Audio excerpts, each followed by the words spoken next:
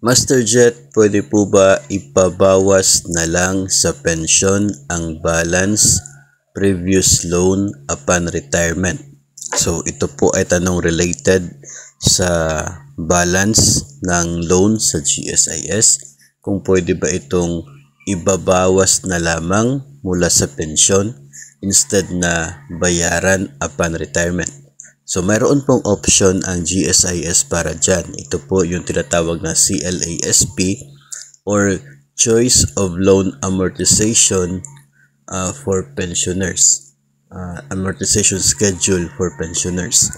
So, pwede po, isa po sa mga options upon retirement ay pwede mong bayaran yung loan balance mo 100% galing sa inyo pong claim matatanggap.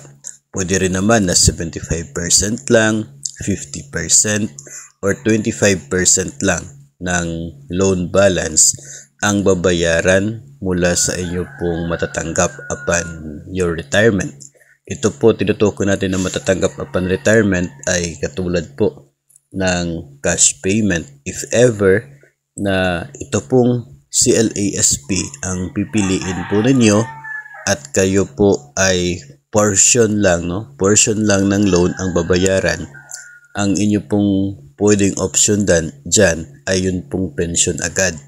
Kasi hindi naman pwede na hintayin pa yung 5 taon bago magsimula yung deduction sa pension para sa pambayad sa utang. So pension agad yung option na pwede po ninyong magamit.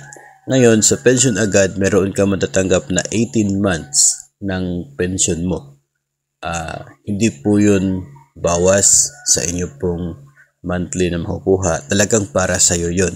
18 months. So malaki na rin po yun. Parang 1.5 taon na pensyon makukuha mo.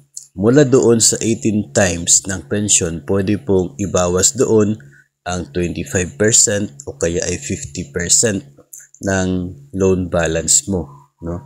Kapag nabawas na dyan, of course, yung net mapapasayo na. Then the following month, magsisimula na yung pension mo. So yung natira sa utang na hindi nabayaran, yun ay pwede pong mag-undergo ng installment sa loob ng 3 taon. At ang monthly amortization ay ibabawas mula po sa buwan ng pensyon. So isa po yan sa pwedeng gawin ng mga nag-retire sa GSIS na nang sa ganun ay hindi po mabigat yung pagbabayad sa natitirang utang sa GSIS. So maganda na rin po yun na option kasi may makukuha ka na tapos every month pa magsisimula na yung pension mo. So kung wala kang other choices of income, maganda siyang option. Kung gusto mo talaga na makukuha lahat, yung lump sum, then I guess yung buong amount na talaga ang dapat na ibawas from your lump sum na amount na makukuha. Kasi nga kung kapag nag-avail ka ng lump sum, yung pension mo ay magsisimula 5 years after pa.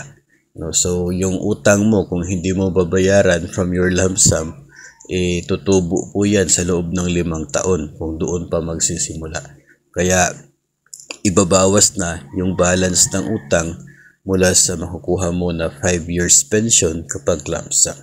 Para net na talaga yung matatanggap mo 5 years after. So, may mga options na katulad po niya na pwede po ninyong piliin upon your application for retirement. Pwede naman po makompute yan ng GSIS.